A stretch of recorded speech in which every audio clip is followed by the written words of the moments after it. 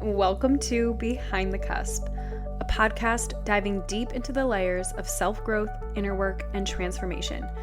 I'm your host, Marissa Mead, and after 15 years as a digital creator, I'm sharing my raw, unfiltered journey of healing and self-discovery to walk alongside you in yours.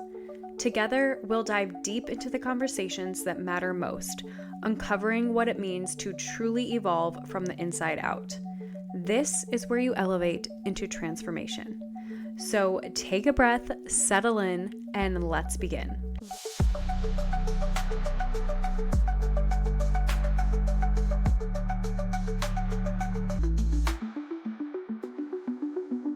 Welcome back to your new favorite podcast, Behind the Cusp. How are you guys doing? We are in the dead middle of summer here, and honestly, you guys know I'm such a summer girl, but literally I live for the month of July. I love July. I don't know if it's the energy of July, the essence of July, whatever it is, I just love July. It starts with the 4th of July. You have these beautiful summer days, sometimes the cooler nights, and it just feels like everyone is in peak summer mode, and I love it. This week is really exciting. We are heading out on our annual Meads Du Maine family vacation on Friday. If you know, you know. Cannot wait. My boyfriend flies in on Thursday. We leave on Friday morning and the festivities commence. It is a blast. If you are new around here, Meads Du Maine is our annual family vacation that has turned into everyone's favorite vacation that they've never been on. I've had so many people tell me that. I think you guys look forward to this trip just as much, if not maybe sometimes even more than me. No, that's not possible, but you get what I'm saying. It's just such an incredible week. Unwinding, digital detoxing, all of that. July is always a busy month for me, and while I love the month, I'm always ready for a break by the time we get to August. We usually go to Maine the first week of August, so it always comes at the perfect time when I'm ready to hit a wall with the work stuff, and I've definitely been feeling that this week. So I'm ready to just be disconnected and in Maine and with my family and show my boyfriend all the magic of Maine and Meads Du Maine and everything. And I always love sharing it with you guys. I do take the week off completely from anything work related, and I'll just share family moments and bits of our trip and things like that on stories, because I know it's something you guys love seeing, but I kind of just take off the pressure of anything work related, and it's my brain can finally relax. So cannot wait, looking forward to it. So that being said, I'm going to share about summer wellness shifts that I'm personally loving right now, that I think you guys will love if you're not already doing them, but also just a few things that are good reminders to keep us grounded in our essence and feeling good from the inside out. The summer is sometimes all over the place as far as, we're on vacation, we're doing way more things socially out and about and all of that. And sometimes it's easy to get away from those core good things that can make us feel good. I've really committed to becoming the best version of myself this year after everything I went through with my back and my surgery, and just walking through such a trying time with that for the year and a half prior to this year. My main goal this year was to be my best, feel my best, and look my best. And this is nothing necessarily new. All of the things that I'm doing right now to do that are things that I've done before, but I feel I just took it to another level this year to lock in. And I feel it, I can see it, and I'm kind of addicted to the feeling of feeling good. But that's a good thing, right? I'm going to dive into a little bit of a roundup of what's working for me right now, but from a really simple standpoint. I want this to be attainable, not this checklist of things that you feel you have to do, but realistic things that are small that can make a huge difference in how you feel every day. And I think if you're looking for somewhere to even start to feel better or to be healthier or to have more mindfulness when it comes to how you're caring for yourself, some of these things are probably a great place to start. All right, so number 1, minerals and hydration. Let me tell you how life-changing mineral hydration is. Hydrating is not just drinking water. And I know we all have our Stanley, we walk around with it full, and hopefully you're drinking your water every day. But if you're just drinking plain water, you're basically like flushing your system, and you want to be hydrating with minerals. This is where a product like Element comes in. It is jam-packed with electrolytes and minerals that you need to actually stay hydrated. And when you are hydrated properly, you are energized properly. And I'm not talking about that energy that comes drinking a coffee, that like burst of caffeine type of energy where you then kind of have the crash a couple hours later. I'm talking about sustained energy where you just feel like you can keep going and you feel clear-headed, and it gives you a different type of energy. If you know, then you know. But if you don't and you're not already getting the minerals that you need every day, that could be a huge factor in how you feel and could be quickly and easily turned around. Definitely grab some electrolytes, especially when it's hotter out, especially in the sun and things like that. And you don't need to be sweating like crazy every day to get minerals. You want to keep the minerals in your body every day. So the minerals that you're looking for specifically are magnesium, potassium, sodium. Not sodium like table salt sodium, but like the true actual mineral. I've personally been drinking Element now for 5, I think, years. And there is not a day that I go without Element. I drink at least 2 packs a day. I am sweating out more than the normal person probably between like all my workouts, walks, and sauna. But so if you're somebody who's pretty active, I would do like 2 to 3 packs a day. Personally, that's like what I would recommend. And if not, then 1 is great. And you can spread it out throughout the day where you're not drinking like 1 whole packet in your Stanley. So I actually have a code for you guys for Element, and they have been a partner of mine for years, but before I was even a partner of them, I was purchasing them. So with my link, which I will leave in the show notes, you can get a free pack of all the flavors with your order. So that's just a little gift from Element to you, and stay hydrated, friends. You will feel so much better. Number 2 is early movement. Now, if you are somebody who loves working out in the afternoon or later in the day, no problem. You can keep doing that. But I really, really want to recommend some type of movement in the morning. Get up and walk down your driveway and back 3 times. Get up and walk around your backyard. Maybe you walk around your neighborhood. Whatever it is, just get in some type of movement, a stretching, a yoga flow, like whatever it is. Get your body moving, and trust me when I say you are going to notice a difference in your day. Instead of laying in bed and scrolling on your phone or picking up your phone and checking your email or your TikTok or your Instagram, just get up and move your body. You're going to feel so much more clear-headed throughout the day. It's going to get your body kind of woken up, your digestive system moving, like all of these things, and you will ultimately feel the benefits of that every single day. My typical workout routine involves going to the gym and then going for a walk. But on the days that I'm going to the gym later on in the day, or maybe like doing my hot Pilates class or something, I will walk in the morning, even if it's just a mile. You don't need to get in like 3 or 4 miles. Just walk like a mile or even half a mile, or like I said, yoga movement, or if you have a pool, swim some laps. Just do some type of movement in the morning. This is going to set you up for feeling incredible throughout the day. Number 3 is nourishment and how we are nourishing our body.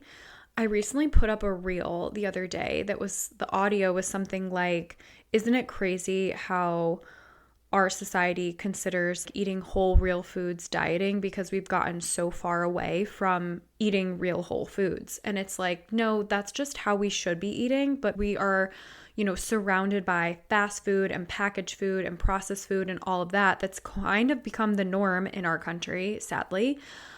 And when someone is just eating healthy and eating whole foods, it's considered dieting or some type of strict lifestyle. But that's really just how we should and need to be eating for our bodies to be properly nourished. I love that concept of nourishing and not dieting. Like, how are you nourishing your body? It's not about like, oh, you need to go on a diet. Just think about what you're putting in your body. Simple meals, colorful meals, hydrating meals, fresh fruit, fresh berry, juicy fruits in the summer. Eat seasonally. In the summer, it's great to grill your veggies, grill the squash and the zucchini and the peppers, pair it with some meat, or build a really colorful bowl of things and add in some fresh raw cheese from a farmer's market or a store or something like that. These types of meals are how you nourish your body, and it's a great place to start if you have no idea where to start on being healthy. Someone asked me a couple weeks ago where they should start on being healthy, and I said, your food. Cut out the processed stuff, the packaged stuff, anything that has ingredients that you have no idea what they are or how to say. If something's in a package, it's probably not good for you. Just eat the whole foods. These things will make your body feel so good. And also to that point, I really encourage you to move into these meals will make you feel so good. Think more meals that feel good, that make you feel good. And once you start to eat more meals that make you feel good, you're not going to crave the other things, the other junk, the other things that just actually make you feel like crap. And the more you move away from eating those things, when you even try to go eat them again, you're going to be like, ew, I don't like the way they make me feel. I think that's the biggest thing for me right now is committing to being the best version of myself has actually not been that hard because I love the way that I feel right now. I feel like I have energy. I feel clear-headed. I don't feel like lethargic and dragged down and even bloated or just like all of these things. I feel really good. And if anything, that's my driving force because I don't want to like wake up and feel like crap. I don't want to feel like I overate something that really wasn't that good or just like weighs me down or whatever. Eating good is feeling good, and for me, that is a game changer. Number 4, let's think of the sun as a wellness ritual.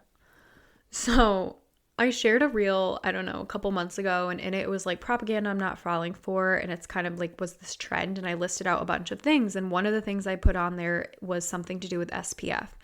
And I had people all over the place in the comments saying things about SPF and all of that. And here's the thing. The sun is actually not the devil. The sun was created for us. It's actually good for us in moderation and in the right way. I personally like to get my sun exposure early in the morning, and it's kind of a non-negotiable for me. It is something that will help regulate your circadian rhythm. It will help give you the proper energy that you need. It is good for hormone regulation, and also your body literally needs vitamin D. Now, I'm not saying to go bake out in the sun when the UV is 12 for, 4 hours straight. That is not like really wise or proper sun exposure, but there are ways to get good, healthy sun exposure that have many benefits to your body. Depending on where you are in the country, that might be before 9 a.m., 10 a.m., 8 a.m., whatever. It just depends on where you are. And then also from a standpoint, going back to this SPF, be careful with what you're putting on your skin. I'm not going to have deep dive this into like an SPF episode, but what I would recommend is not just slathering on any SPF, because when you are in the sun, your pores are more open and you are exposing your body to whatever you're putting on it. So when you are layering on an SPF that is full of chemicals and all kinds of crazy things, fragrance, whatever, it's sitting on your skin, seeping into your pores, and going to react with the UV exposure that you are getting. And this is not good either. So just because you're slathering on SPF when you're in the sun doesn't mean that you're actually protecting yourself. Be careful with the SPF that you're using. There are plenty out there that are better for you, mineral-based, non-toxic sunscreens that are a better choice than a lot of the mainstream shelf brands that you'll see out there. Protect your body, protect your glow, even when you're wearing SPF. that's my suggestion. Okay, number 5 is digital boundaries. And if I'm being honest, this is the one that I'm personally struggling with the most right now. And I've kind of identified why. First of all, digital boundaries are always something that are hard when you work on your phone like I do, but I had really good boundaries with my phone that I've established in the last couple of years and then really kind of established in the last 6 months. One of them is I don't sleep with my phone next to me. I sleep with my phone in the other room. I put it actually in the bathroom, charging on the counter, and don't even bring it into bed with me because I don't want the temptation of getting stuck kind of scrolling on my phone, watching videos, and it's like an hour later and you're still there and it's 11:30 or whatever. So my routine has been to put my phone in the bathroom and let it charge all night. But now moving home to Connecticut for the summer, my routine is a little bit different. My boyfriend isn't here. So my routine looks different at morning and at night because of that. And right now at night, we are on FaceTime before we go to bed to say goodnight. So I'm bringing my phone into bed to talk to him, and then we'll hang up and I might check something, and then it's 45 minutes later and I'm still on my phone. So I'm trying to break this kind of habit that I guess I've created in the last weeks of being home, because it's definitely eating into my sleep time. And then it's also not good for your sleep overall. So I think digital boundaries can look different for all of us. But overall, the biggest thing is to protect your own energy, protect your own space, protect your own mind from the phone. And I think that's all something that we have to craft for us. Maybe that means you need midday screen breaks where you're not on your phone. If you work in an office and you're on your computer, get out of the office on your lunch break, or go outside for 10 minutes and walk around and give yourself a break. Tech-free evenings are also big. And when my boyfriend and I are home together, we're usually not on our phones at night. And like I said before, I don't even bring my phone into bed. We'll kind of talk about our day, recap the day, and then just go to bed because I don't want that temptation to begin with. But it's also really not good for your circadian rhythm, the blue light at night. I feel like these are all things that we already know, but just giving the reminder. And also, when you are not on your phone, you're able to bring an element of presence to your life that you don't really have when your head is in your phone. And so protect that time, protect your energy, and create a digital boundary for yourself. If you don't already sleep with your phone in the bathroom, I would highly recommend that. You don't really want all of that radiation and EMFs and all of that kind of stuff to be pinging off near your head at night. The main thing that enabled me to do this was getting the Hatch. The Hatch for sleep is actually incredible, and I feel like most people don't even understand what it is because I didn't understand what it is before I got it. But the Hatch is completely customizable. It's not just an alarm clock. It's actually something that's so much more. It goes on your nightstand. You can set a nighttime wind down routine. You can set a nighttime ritual. You can set a noise for while you're sleeping. If you want white noise or waves or whatever, you can set a morning alarm, and the alarm can be anything from birds chirping to a flute playing to a bell if that's what you want. You can set all of the sounds, which for me has been so huge in regulating my nervous system. Something that is not good for me is to be woken up by a blaring, beeping, loud bell, whatever type of noise. And the Hatch allows for that. I know a lot of us use our phones for our alarm, and so having the Hatch is so good because you don't have to worry about the alarm. You can also set it for certain days. You can be on Monday, Wednesday, Friday, I need to wake up at 7. On Tuesday, Thursday, I need to wake up at 6:45. Or you can set all the times, and you also set the times for your wind down routine. You can also have it do a morning meditation, a morning affirmation. There's so many different capabilities with this. It's honestly genius and I love it. I think for me, when I got the Hatch, it really allowed me to craft better boundaries around my phone with my nighttimes and my mornings. I will leave the link for the Hatch in the show notes as well. for you guys. I highly, highly recommend it. It is so good, worth a little bit of investment. And a few non-negotiables for me right now. One, magnesium before bed every single night. Magnesium is the missing mineral that I think all of us need. Everyone should be supplementing with magnesium. It's not just for people who work out. It's literally for everyone. And if you just deep dive a little bit into magnesium and why it's such a miracle mineral, you'll never go a day without it. I think I need to do a full episode on magnesium and why it is so powerful. And I probably will, I don't know, in the coming months or something. But trust me when I say you need magnesium. Take it before you go to bed. I use JS Health. I have a code for them. I will also leave that in the show notes for you guys. Another non-negotiable is getting barefoot outside, walk barefoot outside. Grounding into the earth is literally a scientifically proven incredible benefit to us. And if you think it's, a bunch of quack BS, trust me, it's not. There is an actual energetic exchange that happens when you get your feet onto the ground, where you can actually tune into the earth's frequency to balance your own frequency and to kind of negate all of the exposure that we get from negative things like our phones and Wi-Fi and all of these things. Grounding is so good for you. Try it this week, every day. 5 minutes in the morning, go outside, no shoes, get your feet in the grass and see what happens. See how much better you feel. Quiet your mind, sit there, tune into the sound of the birds, the crickets, the whatever you have around your backyard, the frogs, like whatever's going on in your backyard.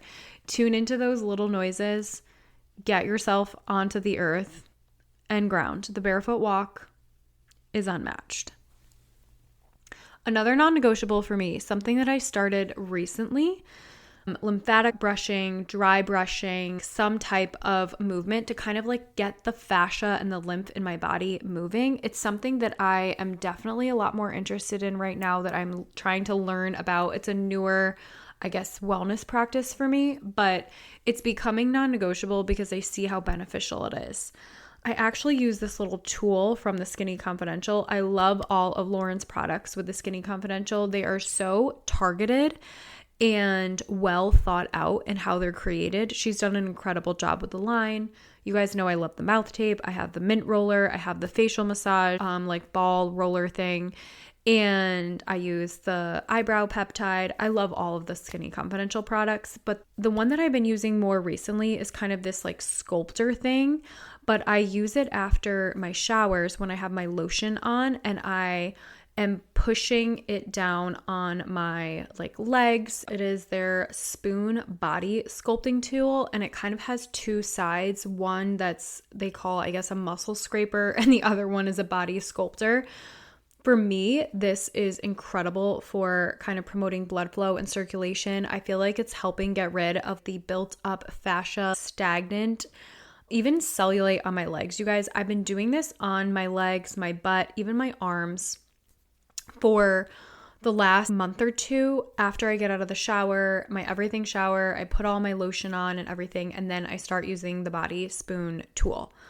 I will also link it in the show notes for you because it's so good, but it helps just promote blood flow, circulation. It'll relieve muscle tension if you press hard enough on especially like your thighs or your calves.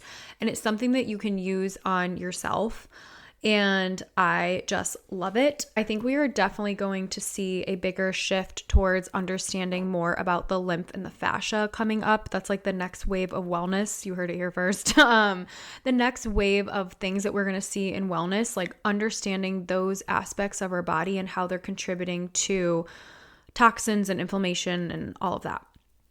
And the last thing that is a non-negotiable for me right now is a mindset shift that I am working to embody more of right now. And this is consistency over perfection. And as someone who is definitely a recovering perfectionist and achiever and generator, if you're familiar with human design, I am definitely someone who wants to do things 150%. When I do them, I want it to be the best, and the best that I can do it and the best that it could possibly be. And in my head, I have this whole vision of how I want something to look or whatever. And honestly, that is an incredible quality to have. But at the same time, I think it's also like a huge weakness because it can also be such a crutch where I won't do something if it's not going to be the best that I can do it. Or I won't, share something if it's not what I think is the best that I could have done. And so honestly though, right now, consistency over perfection is a mantra that I'm adopting, and I want to invite you to adopt it too. Choose consistency over perfection because it's okay if you're not doing it perfectly. It's okay if you're not doing it every day. Just doing it steadily, gently, releasing the pressure from yourself. Growth doesn't come from doing the most. Growth doesn't come from doing something perfectly. It comes from showing up consistently, even in small ways, over and over and over again. You don't have to have the perfect morning routine. You don't have to have the perfect post or reel. You don't have to check every single box off. You just have to keep returning to yourself every single day. It's like putting a penny in the box every single day. If you only put 1 quarter in the box per month, you're going to have 25 cents. But if you put a penny in the box every single day, you're going to have 30, you're going to have 31, you're going to have 32. It's just going to keep building over and over again. And so for me right now in this season, it's consistency over perfection. And this has honestly allowed me to relax so much more into me. What does that look like? Well, right now, as you guys know, and I've said several times in this episode, like I've committed to being the best version of me right now this year. And honestly, the old me would have kind of approached that as like, I have to be perfect. I have to do the same thing every day because that means I have a good morning routine.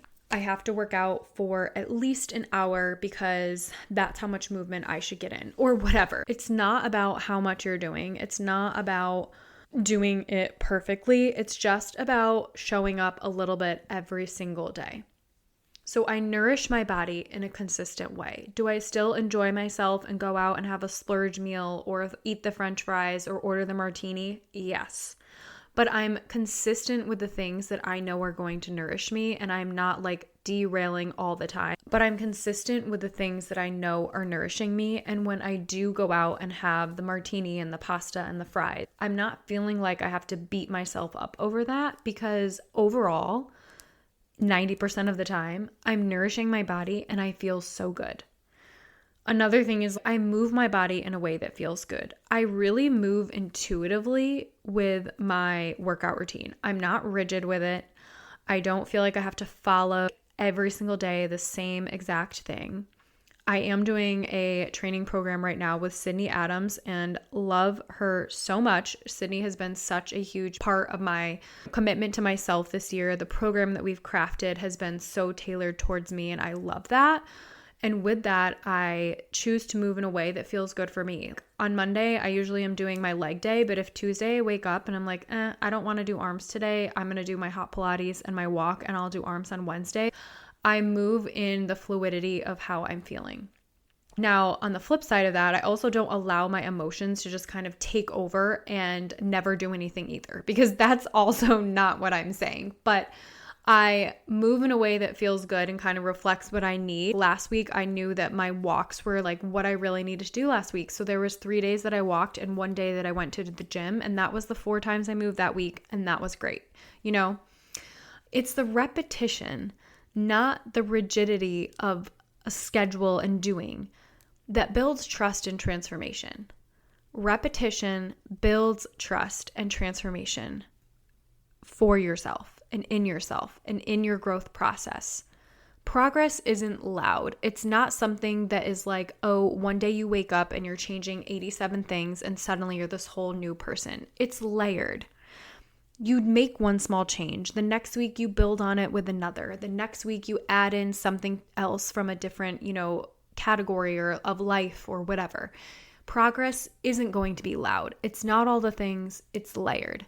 And in this season and in this commitment that I've made to myself this year, I'm honoring the softness and the process of just simply continuing through each of the things that I know I've committed to myself, and daily putting the penny into the box and investing in the future me and continuing to be that girl. So as we move through these next 6-ish weeks of summer that we have, ask yourself, what would my summer feel like if I let it be simple and nourishing and consistent instead of perfect and rigid and loud? What are 1 to 2 things that you can do this summer to feel softer and lighter and more in tune with yourself?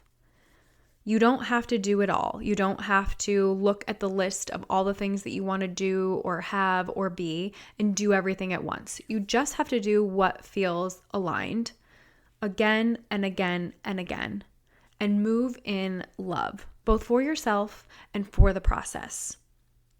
Let these next 6 weeks of summer be the season where you come back to yourself gently through the daily consistency, through the tiny rituals that you create, through the softness, and through the presence. Remember, it is usually the smallest shifts that lead to the biggest transformations. The smallest shifts layer into us becoming our best selves. Until next time, stay grounded, stay glowing, and trust that every single small step that you are doing today matters for the you that you are tomorrow. I'll see you next week.